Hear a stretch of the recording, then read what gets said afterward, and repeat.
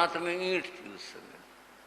उन्होंने ईंट उछाली और मिस्त्री से कहा, ले भाई मिस्त्री पकड़ ले, ये मेरी तरफ से आकर ईंट है, आगे घर वाले जाने, तू जाने और जाने, और मैं चला। एक ईंट उछाली, मिस्त्री ने पकड़ ले। बोला चौधरी साहब ये तो सारी पकड़ाते जा। बोले ना भाई ना, इतना टाइम है नहीं सारी पकड़ाने का, अब तक लड़के जाने और जाने। मैं चला और वहीं से ही वो भाई बताया करता है जो उनको लेकर आता, बोले वो ईंटों की मिट्टी का हाथ भी नहीं धोए। बोले चल भाई बस घर जरूर एक बार आवाज। बोले मामा दिल्ली जा रहा हूं, ये कह करके और चल दी उसके साथ। बस आ गई, बस में बैठे, जींद आ गई, जींद से ट्रेन में बैठे और यहाँ आके दिल्ली पहुंच गए। मन में दीक्षा का भाव था, भाई दीक्षा लेनी है।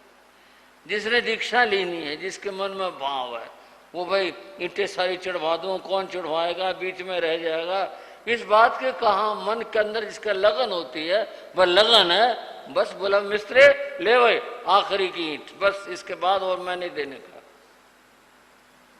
दिल्ली आ गए। गुरु महाराज विराजमान थे पीतमपुरा में। बोले गुरु महाराज जी बस मैं चरणों में आ गया हूं, मैं अब मैं नहीं जाने का, अब मेरे को दीक्षा दे दो। गुरु महाराज बोले कोई बात नहीं, जानते थे अच्छी तरह से और ये भी जानते थे, इसने प्रतिक्रमण भी याद कर रखा है इसके बहुत। बोले अच्छा भाई कोई बात नहीं, तेरी भावना दीक्षा हो जाएगी, कोई बात नहीं। उन्होंने हरि सिंह ने कहा गुरु महाराज से, बोले जी मैं यहाँ कई साल से रह रहा हूँ पीतमपुरा में, मुनि महाराज जैन हॉस्पिटल बनने लग रहा था, उसका मैनेजर वो ही थे। बोले जी हाँ मेरा सबसे राम राम है सबसे, और हो सकता है वे किसी का मेरे से दिल भी दुखा हो, मैं सबसे खिमत खिमाना करना चाहता हूँ। गुरु महाराज बोले भाई इसमें पूछने क्या बात है, खिमत खिमाना कर ले, कल कथा के बाद तो खड़ा हो जाइयो और वे अपने मन की बात कह दे, मैं दीक्षा लेना चाह रहा हूँ, खिमत खिमाना कर रहा हूँ। बोला जी यूं नहीं। बोले और कैसे भाई? बोले जी मैं तो सारी बिरादरी का खाना करूंगा। बोले फिर मेरे से क्या पूछे, तू जान तेरा काम जान। ठीक है। उसने जी हरि सिंह ने अगले दिन खाना करा। कई लोग कौन करवा रहा भाई, क्या बात है, किसकी बारी आज, कैसे?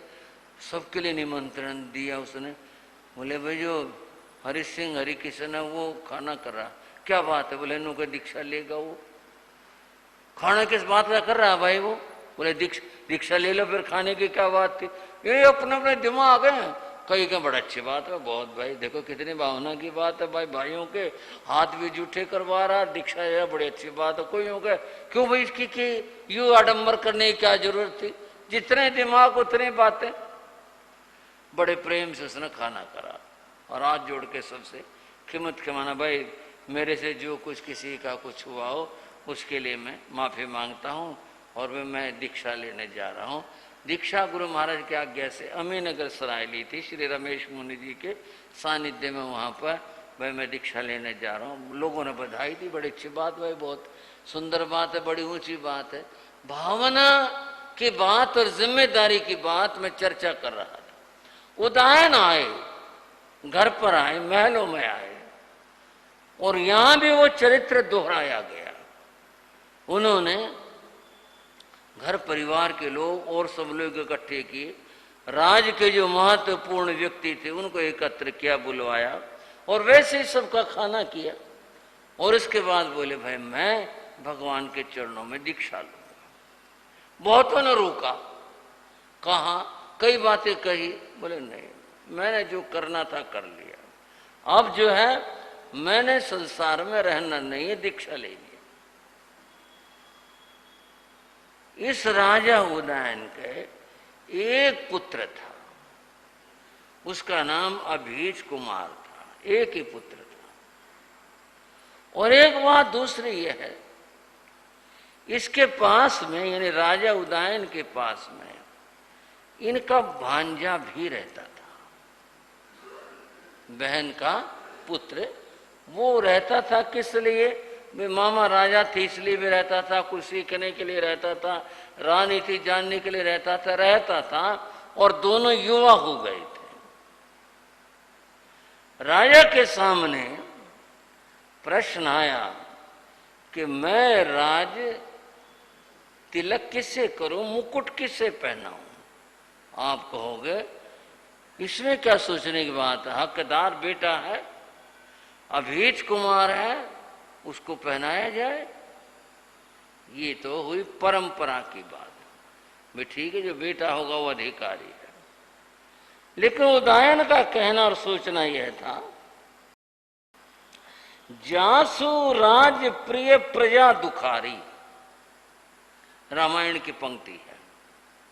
जासु राज प्रिय प्रजा दुखारी, सो नृप अवश्य नरक अधिकारी।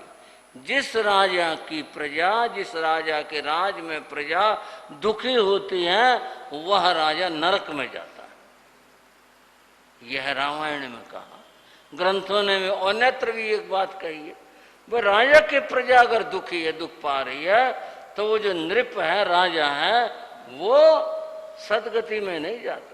इतने लोग, इतने सारी प्रजा उसी के तो आश्रय से होती है। और राजा को कहा अनाथा नाम अनाथ हो, अनाथों का तो वो नाथ होता है। अब जिसका कोई नहीं उसका राजा है और उसके प्रजा दुख पा रही है, तो फिर राज का लाभ क्या हुआ? राजा ने सोचा, मैं ठीक है पुत्र के मुंह में पुत्र को राज दे दूं, कोई बात नहीं, लेकिन वो सरल और भोला था। बोले ये राज ठीक से चला नहीं पाएगा, और जो मंत्री है वो चलाएंगे। और मंत्री तो मंत्री होते हैं, ऐसा नहीं सारे ऐसे होते। शक्तार जैसे मंत्री भी हुए हैं, जैन इतिहास में जिनका जिक्र है। लेकिन एक आम बात यह है कि भाई ये लोग कहीं अपने स्वार्थ में प्रजा को परेशान ना करें। और ये अभीज कुमार जो है, ये भोला और सरल है, ये राज चला नहीं पाएगा। इसकी तुलना में केशी बड़ा चुस्त है, बहुत मतलब बुद्धिमान है, बहुत ज्यादा बुद्धिमान है। मेरे को भी समय समय पर सलाह देता रहता है, मामा जी ऐसा करो, मामा जी ऐसा करो, और उसकी सलाह ठीक होती है, गलत नहीं होती। वो ज्यादा बुद्धिमान है, समझदार है, और राज की बात समझता है, प्रजा की बात समझता है। क्यों ना ये राज उसको दे दो।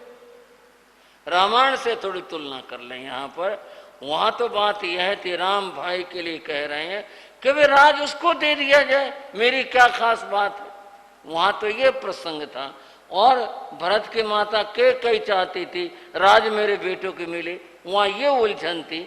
यहाँ पिता है, पिता का पुत्र है, और मामा है, मामा का भांजा है। यहाँ सारा अच्छा बुरा जो है वो राजा के ऊपर है, वो क्या निर्णय लेता है। परंपरा की दृष्टि से पुत्र अधिकारी है, दूसरे पिता होने के नाते ठीक है, उदयन में मोह न हो हम मानते हैं।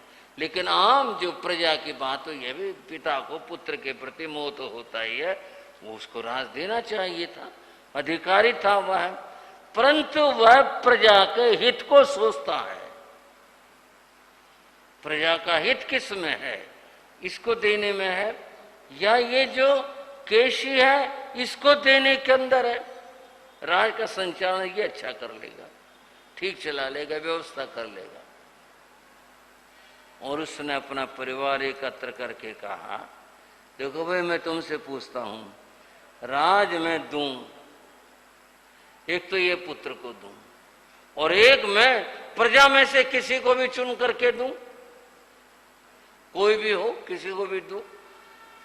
मैं परिवार से बात पूछ रहा हूं, भाई तुम्हारी क्या मर्जी। अगर तुम्हें कहते हो कि नहीं परंपरा का ही पालन होना चाहिए, तो ठीक है, फिर तो कोई राय की जरूरत ही नहीं है, होगी बात।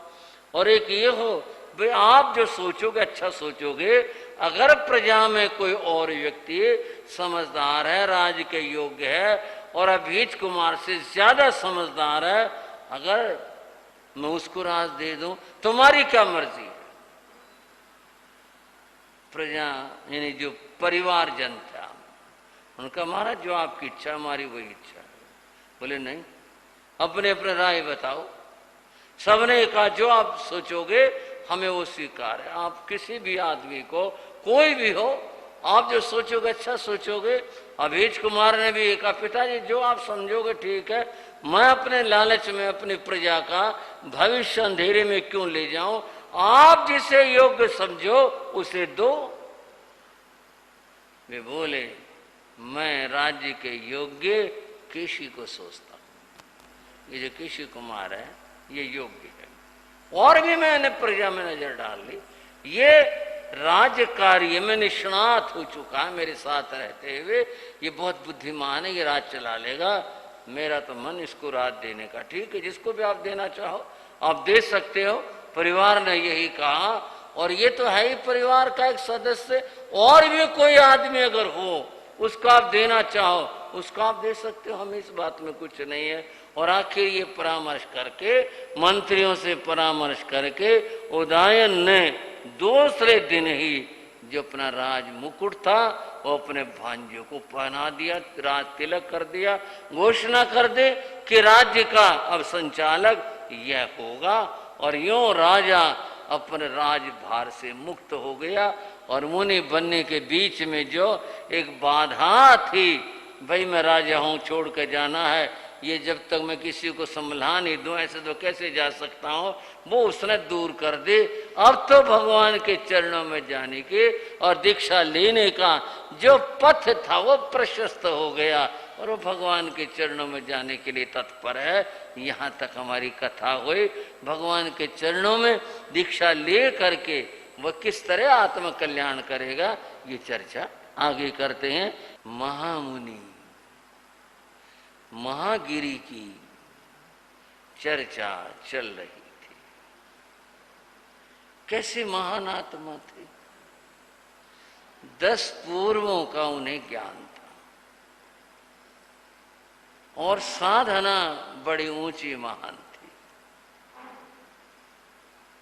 जिन शासन में वे युग प्रधान आचार्य पद के ऊपर प्रतिष्ठित थे, सारे संघ में सर्वोच्च सत्ता उनकी थी। उनके आगे बाद में आचार्य सुहस्ती थे, उनको भी पढ़ाया, योग्य बनाया। वो भी संघ व्यवस्था देखने लगे थे। गृहस्थ भी ये सोचते हैं अब तो इतनी उम्र हो गई, अब तो काम काज सब लड़कों को सौंपें, बच्चों को सौंपें, खुद कुछ भजन करें। सबके मन में तो नहीं आती, कितनों के आ जाती है, और वे सब घर बार ये सब बंधन छोड़ करके धर्म ध्यान में लग जाते हैं। युग प्रधान आचार्य महागिरी सोचने लगे, मैं जो कर सकता था संघ के लिए मैंने किया, अब मेरी उम्र भी ज्यादा हो गई, अब तो मुझे अपना और ज्यादा साधना करनी चाहिए, और अधिक जीवन के अंदर धर्म ध्यान करना चाहिए। ऐसा सोच करके उन्होंने सुहस्ती को बुलाया और बुलाकर कहा, वत्स यूं तो तुम मेरे गुरु भाई हो, परंतु मैंने तुम्हें शिक्षा दी है तो शिष्य भी हो, तुम योग्य हो, मैं तुम्हें ये सारा संग भार ये सौंप रहा हूं। नहीं गुरुदेव ऐसे नहीं, ऐसे नहीं। बोले देखो तुम मेरे सहयोगी बनो, मेरे सहयोगी बनो, अतएव व्यवस्थाएं तुम देखो करो, और मैं अपनी जो शेष साधना है वो करता हूं। आखिर ये रहा कि जो आप अपने पद पर रहोगे और जो आपने साधना करनी है वो करो, और जो आप हमें दायित्व दे रहे हो मुझे, मैं उसका पालन करूंगा। तब से आचार्य महागिरी वनवासी हो गए, वनों में चले गए, और संघ व्यवस्था सुहस्ती देखने लगे। आचार्य महागिरी ने एक संकल्प किया कि मैं अपने इंद्रियों को जीतने के लिए विशेष साधना करूंगा, वो यह है, प्रक्षिप्त आहार लूंगा, जो बचा होगा और जिसको लोग बस फेंक देते हैं, फेंकने के भी ठीक है, या किसी जानवर को डाल दिया, कर दिया, ऐसा जो बचा कुचा सा वो आहार लूंगा। ऐसा ही वो लेते थे। कभी मौका लग जाता, कभी नहीं लगता, बाकी अपने उपवासी रहते। कोई उन्हें अच्छा भोजन देने के लिए प्रार्थना करता, स्वीकार नहीं करता। एक दिन वे बंधु वो नगर में गए और आहार के लिए गए। नगर के अंदर एक श्रेष्ठी थे, नाम वसुभूति था, और वसुभूति आचार्य सुअस्थि में बड़ी श्रद्धा रखते थे। श्रेष्ठी वसुभूति ने आचार्य सुअस्थि से प्रार्थना की, गुरुदेव, मैं तो आपके चरणों में बड़ी श्रद्धा रखता हूं और जितना मुझसे होता है मैं धर्म ध्यान भी करता हूं, लेकिन आगे जो परिवार है उसकी श्रद्धाएं कम है। अगर आपकी कृपा हो जाए, कभी घर पर दर्शन दो और उनको धर्म बोध दो, वे भी धर्म ध्यान में लग जाएं। प्रार्थना स्वीकार हो गई। ठीक है, मैं कभी मौका देखूंगा, आ जाऊंगा। आचार्य सुहस्ते वसुभूति श्रेष्ठी के घर पर पधारे।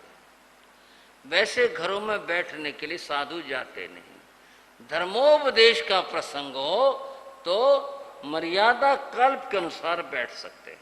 उपदेश देना है तो वैसे जाकर के बैठ गए, कुछ बिना कारण के नहीं बैठते। बैठ कौन सकते हैं? या तो वृद्ध हो, थक गए हों, रुग्ण हो, वो बैठ सकते हैं, तपस्वी हो वो बैठ सकते हैं, कुछ देर के लिए, अधिक देर